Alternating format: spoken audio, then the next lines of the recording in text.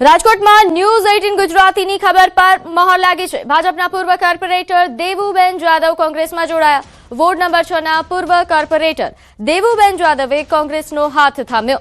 કોંગ્રેસમાં જોડાયા તેના 12 કલાક પહેલા જ ન્યૂઝ 18 ગુજરાતી અહેવાલ પ્રસારિત કર્યો હતો।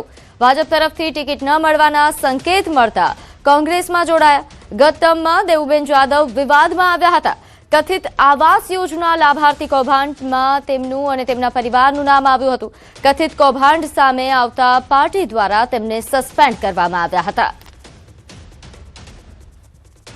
નોંધ્ય છે કે તેમને સસ્પેન્ડ કર્યા બાદ હાલ જ્યારે સેન્સ પ્રક્રિયા ચાલી રહી હતી તેમને ટિકિટ ન મળવાના એંધાણ મળતા જ હવે તેમને કોંગ્રેસનો હાથ થામ્યો છે। દેવુબેન જાદવ કે જેમનું કથિત આવાસ યોજના કૌભાંડમાં તેમનું નામ આવ્યું હતું, તેમના પરિવારનું નામ આવ્યું હતું। આ કૌભાંડ બાદ પાર્ટીએ એક્શન લીધી અને તેમને સસ્પેન્ડ કરવામાં આવ્યા હતા, જે બાદ હવે તેઓ કોંગ્રેસમાં જોડાયા છે। નોંધ્ય છે કે એવી આશાએ તેઓ કોંગ્રેસમાં જોડાયા છે કે તેમને ટિકિટ મળે। વધુ વિગત સાથે મારી સાથે સંવાદદાતા અંકિત જોડાઈ ગયા છે। અંકિત, દેવુબેન જાદવ ન્યૂઝ 18 ગુજરાતીએ જે પહેલા જ અહેવાલ પ્રસારિત કર્યો હતો કે તેઓ કોંગ્રેસનો હાથ થામશે અને એવું જ થયું। ચોક્કસથી પ્રીતિ, ખાસ કરીને વાત કરવામાં આવે તો જ્યારે પણ રાજકારણની ખબરો હોય કે પછી ચૂંટણીની ખબર હોય, ઇલેક્શનને લગતી ખબર હોય, ન્યૂઝ 18 ગુજરાતી સતત અગ્રેસર રહ્યું છે અને આ જ પેટર્ન ફરી એક વખત સાબિત થઈ રહી છે। ન્યૂઝ 18 ગુજરાતીની ખબર પર મહોર લાગી છે। ગઈકાલે સવારે 10 વાગ્યા આસપાસ જ ન્યૂઝ 18 ગુજરાતી દ્વારા જણાવવામાં આવ્યું હતું કે ભારતીય જનતા પાર્ટીના પૂર્વ કોર્પોરેટર દેવુબેન જાદવ છે તે કોંગ્રેસમાં જોડાઈ રહ્યા છે અને કોંગ્રેસનો હાથ થામે તે પૂર્વે જ કલાક પૂર્વે ન્યૂઝ 18 ગુજરાતી દ્વારા અહેવાલ પ્રસારિત કરવામાં આવ્યો હતો અને ગઈકાલે રાત્રે દેવુબેન જાદવ છે કે જે અગાઉ વોર્ડ નંબર 6 ના કોર્પોરેટર રહી ચૂક્યા છે, તેમણે કોંગ્રેસનો હાથ છે તે થામી લીધો છે। દેવુબેન જાદવની વાત કરવામાં આવે તો ગત ટર્મની અંદર તેઓ વિવાદમાં આવ્યા હતા। કથિત આવાસ યોજનાના લાભાર્થી કૌભાંડમાં તેમનું અને તેમના પરિવારજનોનું નામ આવ્યું હતું।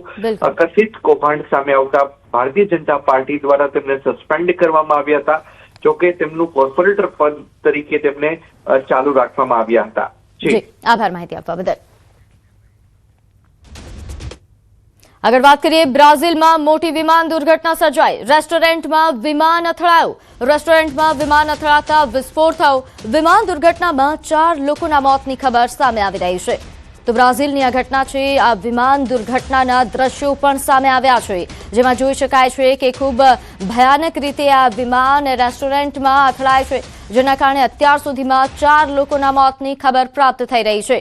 ખૂબ જ ભયાનક તસવીરો સામે આવી છે। બ્રાઝિલની આ ઘટના છે કે જ્યાં રેસ્ટોરન્ટમાં વિમાન અથડાયું હતું, જેના કારણે ધડાકાભેર વિસ્ફોટ થયો, આગ લાગી। હાલ આ દુર્ઘટનામાં 4 લોકોના મોતની ખબર પ્રાપ્ત થઈ રહી છે અને ઘણા લોકો ઇજાગ્રસ્ત છે, જેમને સારવાર હેઠળ ખસેડાયા છે।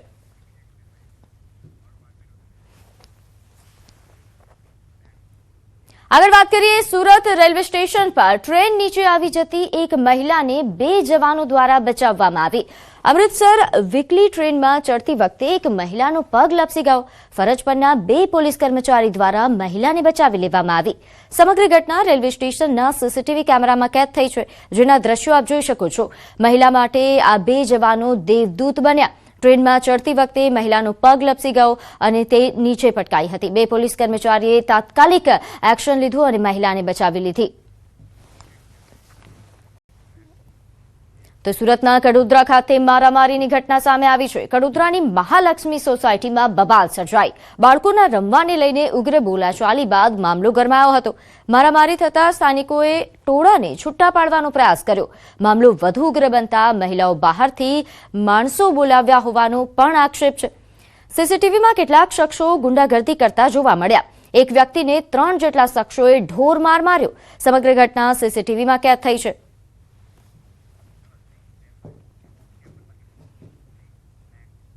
તો હવે વાત કરીએ માવઠાની।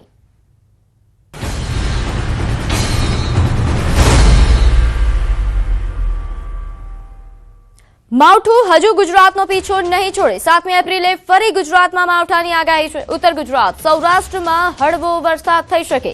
7મીએ મજબૂત પશ્ચિમી વિક્ષેપ આવવાની પણ શક્યતા છે। માવઠા અંગે હવામાન વિભાગની આગાહી સામે આવી। તો તો માવઠા અંગે હવામાન વિભાગ દ્વારા જે પ્રમાણે આગાહી કરવામાં આવી છે તે પ્રમાણે હવે ખેડૂતોએ સાવધાન રહેવાની જરૂર છે, કારણ કે 7મી એપ્રિલે ફરી ગુજરાતમાં માવઠાની આગાહી છે। इसके साथ ही एक WD और आ रहा है पश्चिमी विक्षोभ 7 तारीख से 7 अप्रैल से, उसका भी हल्का सा प्रभाव लग रहा है कि नॉर्थ गुजरात रीजन पे और कच्छ में रहेगा। उसकी वजह से हम 7 अप्रैल को भी आइसोलेटेड लाइट रेन दे रहे हैं नॉर्थ गुजरात के लिए और कच्छ। સુરેન્દ્રનગરમાં અણધારી આફતે જગતના તાતના હાલ બેહાલ કરી નાખ્યા। ઉનાળુ પાક નિષ્ફળ જવાની ભીતિ હતી। સુરેન્દ્રનગરમાં કુદરત જાણે ખેડૂતોથી રૂઠી હોય તેમ ફરી એકવાર માવઠાનો માર પડ્યો। જિલ્લામાં અંદાજે 33,000 હેક્ટર જમીનમાં ખેડૂતોએ હોંશે હોંશે ઉનાળુ પાકનું વાવેતર કર્યું, પરંતુ અચાનક આવેલા વાવાઝોડા અને તેજ પવન સાથેના વરસાદે ખેડૂતોની આશા પર પાણી ફેરવી દીધું। વરિયાળી, અજમો, ઈસબગુલ જેવા મોંઘા પાકોનો શોધ વળી ગયો છે। ખેડૂતોએ વીઘા દીઠ 5 થી 10,000 રૂપિયાનો ખર્ચ કરીને વાવેતર કર્યું, પરંતુ કુદરતી આફતે તૈયાર પાકને જમીનદોસ્ત કરી દીધો। નું વાવેતર કરેલ છે વરિયાળીમાં, તેમાં વાવાઝોડાના હિસાબે નુકસાન ઘણું થયેલું છે। અમારે જે ઉત્પાદન આવવાનું હતું 1 હેક્ટરે 100 મણ વરિયાળી થાય છે, 2 હેક્ટરે 200 મણ થાય છે, એની જગ્યાએ અત્યારે અમારે 50% ઘટાડો આવ્યો છે। એટલે અમારી માંગણી એવી છે સરકારને કે અગાઉના સમયમાં ચણા પણ નુકસાન થયેલા હતા અને અત્યારે વરિયાળીમાં પણ નુકસાન છે, તો અમે સરકારને એટલી માંગણી કરીએ છીએ કે અમને ખેડૂતને ભાવ પૂરતા મળે। વાવાઝોડાના કારણે વરિયાળી બધી નમી જાય અને પાકનો જે ઉત્પાદન થવાનું હતું એ પાક કાચો વરી ગયો, એટલે એના કારણે અમારે 50%ની ઘટ પડશે।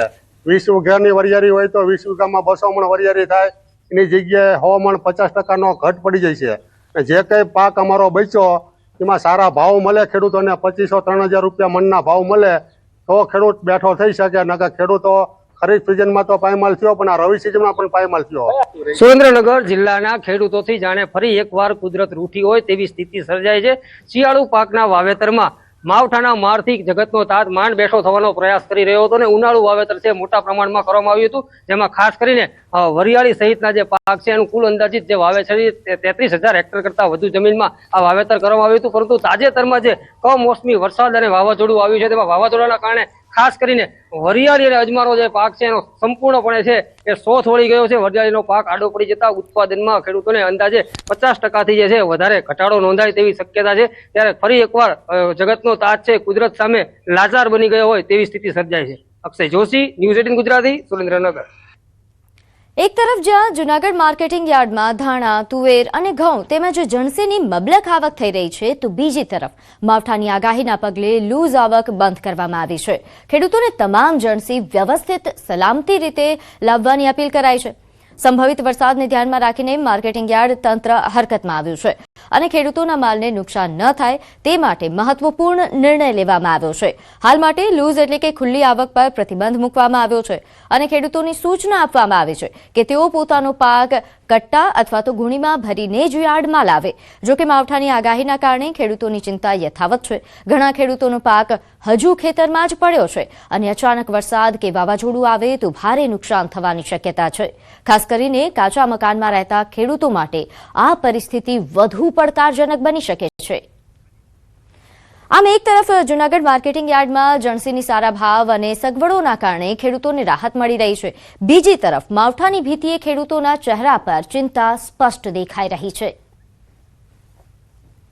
જૂનાગઢ માર્કેટિંગ યાર્ડમાં લૂઝ આવક બંધ કરતા અમે તુવેર કટ્ટા ભરીને આવેલા અક્ષર 135માં। જૂનાગઢ યાર્ડની સુવિધા બહુ સારી છે, માલ વ્યવસ્થિત છાપરામાં ઉતારવામાં આવ્યો। વરસાદી વાતાવરણ હોવા છતાં માલ પલરે એવું છે નહીં અને ભાવે સારા મળ્યા છે। હાલ માર્કેટિંગ યાર્ડ જૂનાગઢમાં માવઠાની આગાહીને ધોરણે માર્કેટિંગ યાર્ડ જૂનાગઢ ખૂબ જ ખેડૂતોનો માલ બગડે નહીં તે માટે ખૂબ જ સારી વ્યવસ્થા કરેલ છે। હાલ ખેડૂતોનો માલ જે કોઈ પણ જણસી લઈને આવે છે તે પલરે નહીં તેની ખાસ તકેદારી રાખવામાં આવે છે અને આપના માધ્યમથી માર્કેટિંગ યાર્ડ જૂનાગઢને જણાવવાનું માર્કેટિંગ યાર્ડ જૂનાગઢ જણાવે છે કે હાલ કોઈ પણ ખેડૂતોનો માલ ગાડીમાં આવે તો સાથે તાલપત્રી લઈ અને સાથે લઈને આવે કે જેથી કરીને માલ બગડે અથવા તો માલ પલળે નહીં અને ઢાંકીને લઈ આવે। ગીર સોમનાથમાં કમોસમી વરસાદના બીજા રાઉન્ડથી કેસર કેરીના પાકને વ્યાપક નુકસાન પહોંચ્યું છે, જેના કારણે ખેડૂતો અને ઇજારદારો આર્થિક પાયમાલીના આરે આવીને ઊભા છે. ખાસ કરીને તાલાલા અને વેરાવળ પંથકમાં વહેલી સવારે ગાજવીજ સાથે ત્રાટકેલા વરસાદે અહીં આંબા પરથી કેરીઓ ખરી પડી છે અને વધતા ભેજના કારણે રોગચાળાનો ભય પણ સતાવી રહ્યો છે. લાખો રૂપિયાના ખર્ચે બગીચા રાખનાર ઇજારદારો માટે હવે મૂડી પણ પાછું મળે તેમ લાગતું નથી. તેથી સરકાર પાસે વળતરની માંગ ઉઠી છે. પણ સવારે વરસાદ આવવાના કારણે હું મજૂરો લઈને કેરી વેડવા માટે આવ્યો હતો, પણ આ સવારના પોરમાં વરસાદ આવ્યો, એની સાથે પવન આવ્યો. આ મારી કેરી અત્યારે ખરી ગઈ છે, તો માર્કેટમાં મારે લઈ જવા માટે આ સાંધા પડેલા કેરી માટે તેને વરસાદ પડ્યો તો મારું માર્કેટ પણ ડાઉન થવાની શક્યતા છે. તો ખેડૂતને મેં પૈસા રોકડા આપી દીધેલા છે, તો ખેડૂત તો મને ન સમજે, પણ આ ભાજપની સરકાર જો મને કોઈ પણ આ ઇજાદદારોને કોઈ સામું જોવે તો સરકાર શ્રીનું સારું કહેવાય. વરસાદ તો આ વખતે દર 15 દિવસે માવઠા જેવી પરિસ્થિતિ રહી, એટલે અમારે આંબાના ઝાડમાં તો ટોટલી સંપૂર્ણપણે નિષ્ફળ ગયા છે. અત્યારે તમે આગળ સ્કીન ઉપર આમાં જોયું કે મધ્યાનું સખત દવાનો ઉપયોગ કરવા છતાંય મધ્યાનું નિયંત્રણ નથી આવતું અને કેરીને બદલે આંબા હાવ કારામહેશ થઈ ગયા છે. આંબાવાડિયામાં તો સંપૂર્ણ પાક નિષ્ફળ ગયેલો જ છે. વરસાદ આ બીજો રાઉન્ડ છે, બે રાઉન્ડમાં એવો વારો કાઢી નાખ્યો. શું માથે હાથ રહીને રોવાનો વારો આવ્યો છે. શું કારણ? કેરીઓ ખરી જાય અને હવે બગાડ આવે. આ પાકમાં થયું ને તો હવે બગાડ આવે. હું આ તો આ રહ્યો 10-10.5 વીઘાનો છે અને હવે તો આમાં કેટલી ઉપજ આવી નક્કી નથી લાગતું કઈ. સવારે વરસેલા કમોસમી વરસાદને લઈ અને ગીર સોમનાથ જિલ્લામાં કેસર કેરી પકવતા ખેડૂતો છે તેઓને મોટી નુકસાની થઈ હોય તે પ્રકારના દ્રશ્યો છે તે સામે આવી રહ્યા છે. હું સીધા જ આપને દ્રશ્ય બતાવીશ. આ જે કેસર કેરીનો બગીચો છે તે ગીર પંથકના રામપરા ગામનો છે. રામપરા ગામના આ જે ઇજારેદાર એટલે કે ખેડૂત છે તેમણે આ બગીચો રાખેલો છે અને આ બગીચાની અંદર મોટા પ્રમાણમાં કેરી છે તે ખરી પડી છે. હું આપને સીધા દ્રશ્ય બતાવી જોઈ શકાય છે. જે પ્રમાણે આ જે કેસર કેરી છે તે વહેલી સવારે વરસેલા વરસાદને કારણે ખરી પડી છે. ખેડૂતનું કહેવું છે કે આ બગીચાની અંદર જે કેસર કેરી ખરી પડી છે તે કેસર કેરી હવે જે કહી શકાય કે એક પ્રકારે વેડો મારવાની તૈયારીમાં છે. કેસર કેરી છે તે સંપૂર્ણ પાક પર આવી છે અને ખેડૂત પોતે તૈયારી કરી રહ્યા હતા અને તેવા જ સમયે સતત બીજી વખત કમોસમી વરસાદ આવવાને કારણે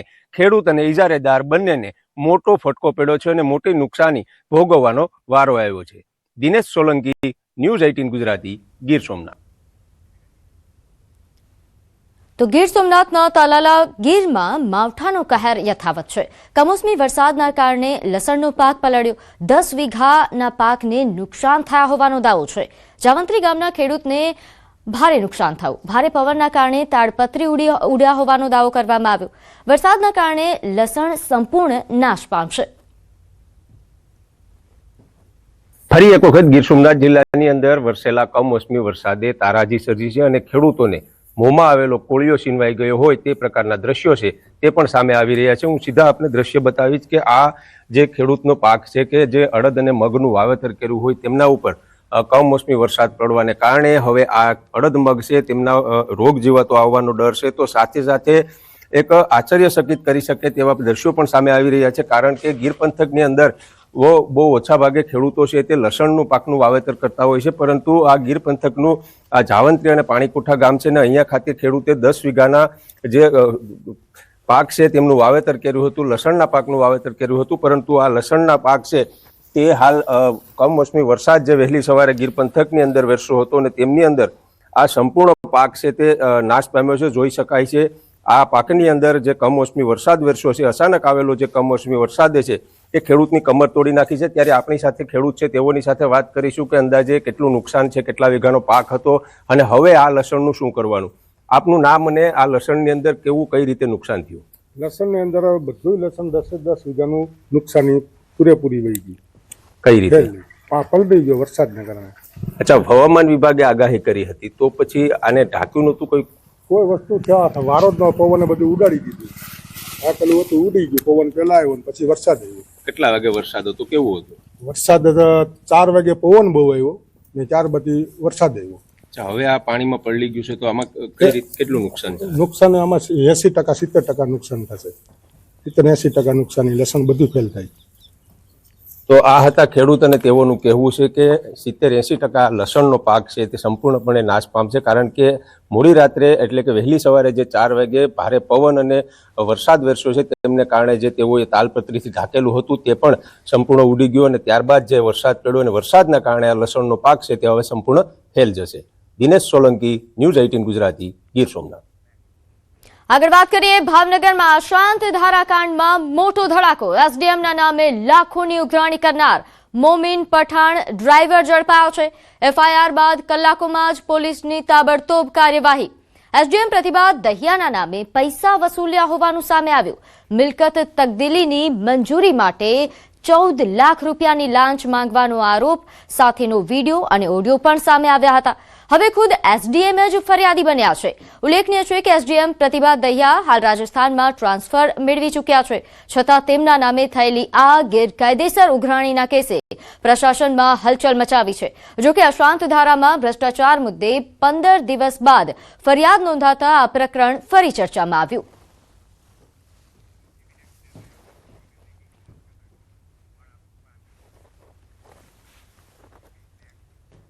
તો બનાસકાંઠામાં આધેડ પર જીવલેણ હુમલો કરી લૂંટ ચલાવી. ધાનેરા રેલવે સ્ટેશને આધેડ પર હુમલો કરી સોનાની ચેનની લૂંટ કરી. વોકિંગ પર નીકળેલા આધેડ પર પાઇપ વડે જીવલેણ હુમલો કર્યો. અજાણ્યા ઈસમોએ લોખંડની પાઇપ વડે હુમલો કરતા ગંભીર ઇજાઓ પહોંચી. ગળામાં પહેરેલ 7.5 તોલા સોનાની ચેનની લૂંટ કરી અજાણ્યા ઈસમો ફરાર થયા હતા. ઇજાગ્રસ્તને ખાનગી હોસ્પિટલમાં સારવાર અર્થે ખસેડવામાં આવ્યા. રેલવે પોલીસે ગુનો નોંધી વધુ તપાસ હાથ ધરી છે. નોંધનીય છે કે અહીં આ પ્રકારની ઘટનાએ ઘણા સવાલો પણ ઉઠાવ્યા છે, કારણ કે જાહેરમાં આ પ્રકારે લૂંટની ઘટનાઓ દિવસે ને દિવસે વધી રહી છે, ત્યારે આ પ્રકારની ઘટનાએ પોલીસ પેટ્રોલિંગ પર સવાલો ઉઠાવી રહી છે. વધુ વિગત સાથે મારી સાથે સંવાદદાતા કિશોર જોડાઈ ગયા છે. કિશોર, આજે લૂંટની ઘટના બની છે તે બાદ કેવી કાર્યવાહી?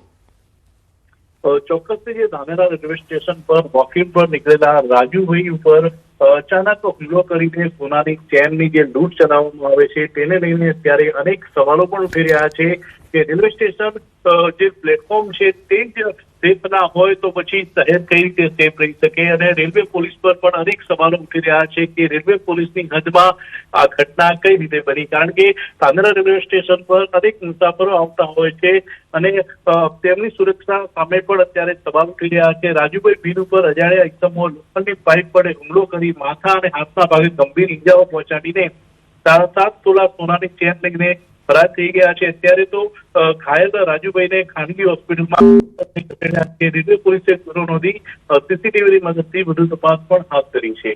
પ્રીતિ જી, આભાર માહિતી આપવા બદલ.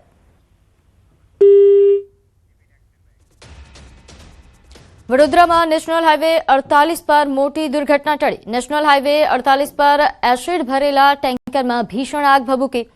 જાંબુઆ બ્રિજ પાસે રાત્રે આ અકસ્માત સર્જાયો, જ્યાં ડ્રાઈવરે બ્રેક મારતા ટાયરમાં સ્પાર્ક થતા આગ ભભૂકી હતી.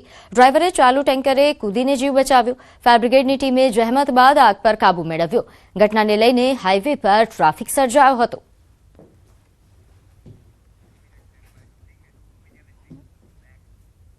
હવે વાત કરીએ યુદ્ધ અને તેની અસરની.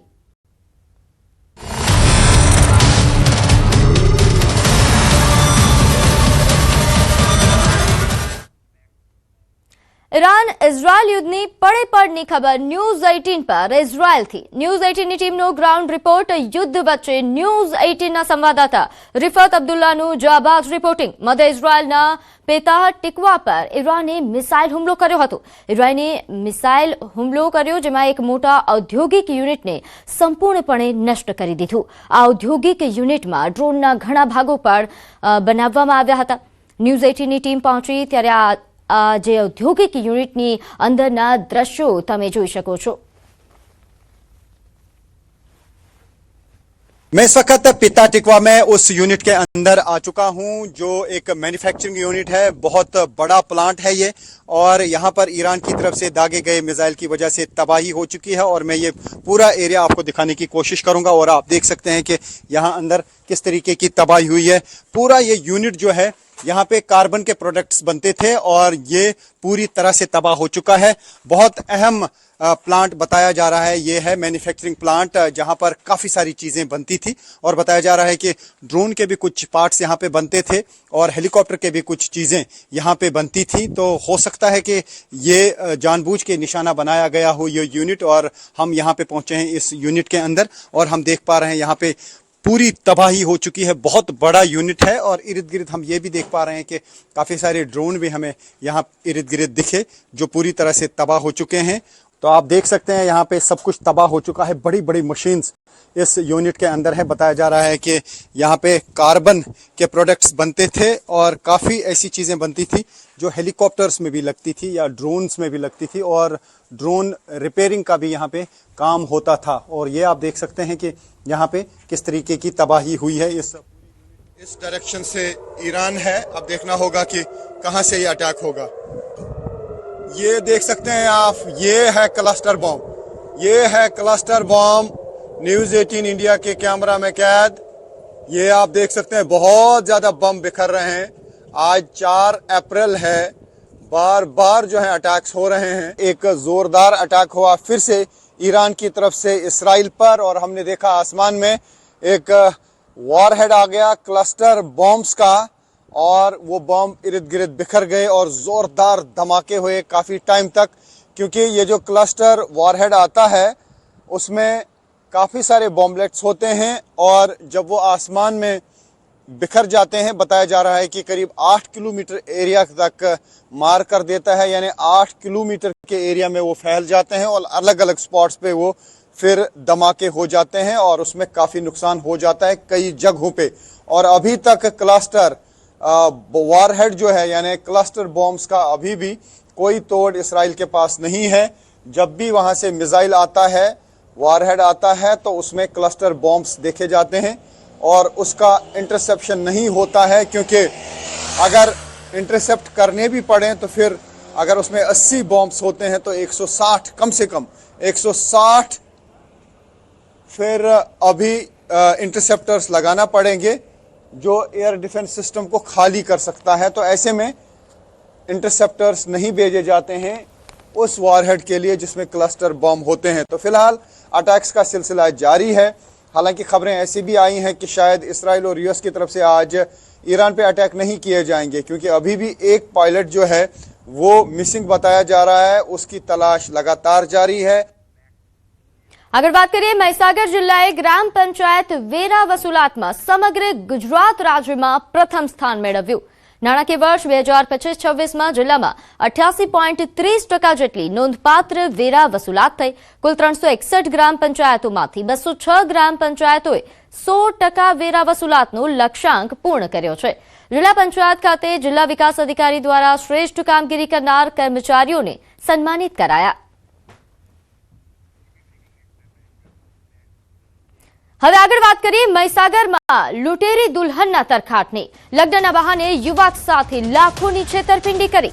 બાવલા ગામનો યુવક છેતરપિંડીનો ભોગ બન્યો। આણું કરવાના બહાને દુલ્હન આરોપીઓ સાથે ફરાર થઈ ગઈ।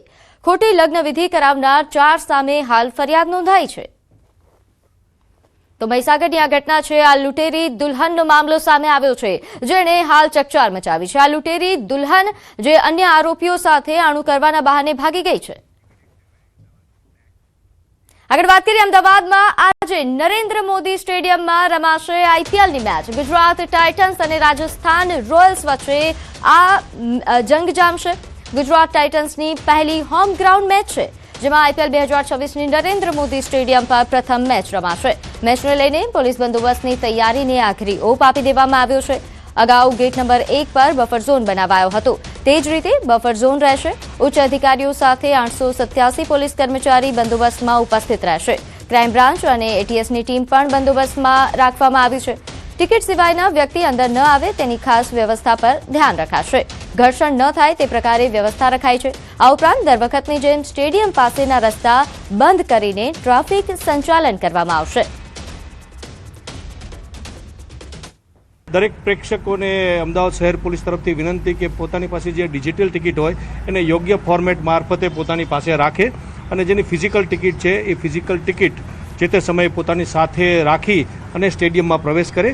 સ્ટેડિયમમાં દર વખતની જે રીતે સિક્યુરિટી એરેન્જમેન્ટ હોય છે તે રીતે 850 જેટલા અધિકારી કર્મચારીઓને ફાળવવામાં આવેલા છે. BDDS ટીમને પણ ફાળવવામાં આવી છે. કન્ટિન્યુઅસલી સ્નીફર ડોગ દ્વારા 2 ટાઈમ સમગ્ર સ્ટેડિયમને ચકાસણી કરવામાં આવે છે. તો ગુજરાત ટાઇટન્સની હોમ ગ્રાઉન્ડ પર આ પહેલી મેચ છે. નોંધે છે કે હાલ તમામ પ્રકારની વ્યવસ્થાઓ પોલીસ દ્વારા કરી દેવામાં આવી છે. ખાસ નજર એ કાળાબજારી પર રહેશે. જેતપુરમાં ખેતરમાં કામ કરતા ખેડૂત પર દીપડો ત્રાટક્યો. બૂમાબૂમ કરતા દીપડો ભાગ્યો. રાજકોટ જેતપુરના ચાંપરાજપુર રોડ પર દીપડાનો આતંક સામે આવ્યો. ચાંપરાજપુર રોડ પર કેનાલ પાસે આવેલી સીમમાં ખેતરમાં દવા છાંટી રહેલા એક 45 વર્ષીય ખેડૂત પર દીપડાએ ઓચિંતો હુમલો કરતા ચકચાર મચી. દીપડાના પંજાથી ખેડૂતને ખભા અને હાથના ભાગે ઇજાઓ પહોંચી. જોકે તેમણે હિંમત હાર્યા વગર બૂમાબૂમ કરતા અને પ્રતિકાર કરતા દીપડો ત્યાંથી નાસી છૂટ્યો. ઘટના બાદ ઇજાગ્રસ્ત ખેડૂતને તાત્કાલિક જેતપુરની સરકારી સિવિલ હોસ્પિટલ ખાતે ખસેડવામાં આવ્યા. બનાવની જાણ થતાં જેતપુર વન વિભાગની ટીમ હરકતમાં આવી અને ઘટના સ્થળની મુલાકાત લીધી. વન વિભાગ દ્વારા દીપડાના પગમાર્ક મેળવવાની તજવીજ હાથ ધરવામાં આવી અને ખેડૂતોની સુરક્ષાને ધ્યાને રાખીને હિંસક દીપડાને પાંજરે પૂરવા માટે તાત્કાલિક પાંજરું ગોઠવ્યું. તો સાબરકાંઠામાં શિકારના મોહે દીપડાએ ધરોઈ ડેમમાં લગાવી છલાંગ. પશુપાલક દીપડાથી બચવા ધરોઈ ડેમમાં કૂદ્યા તો દીપડો પણ પાછળ કૂદ્યો.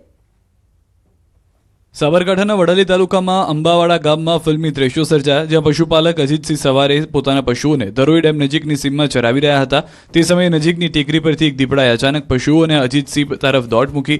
પોતાનો જીવ બચાવવા માટે અન્ય કોઈ રસ્તો ન દેખાતા અજીતસિંહે ધરોઈ ડેમના ઊંડા પાણીમાં છલાંગ લગાવી. જોકે શિકારની લાલચમાં ક્રૂર દીપડો આશ્ચર્યજનક રીતે તેની પાછળ પાણીમાં કૂદી ગયો. રામ રાખે તેને કોણ ચાખે તે કહેવત અહીં સાર્થક થઈ, કેમ કે જે સમયે પશુપાલક ડૂબી રહ્યો હતો ત્યારે તેની નજર નજીકમાં રહેલી હોડી પર પડી.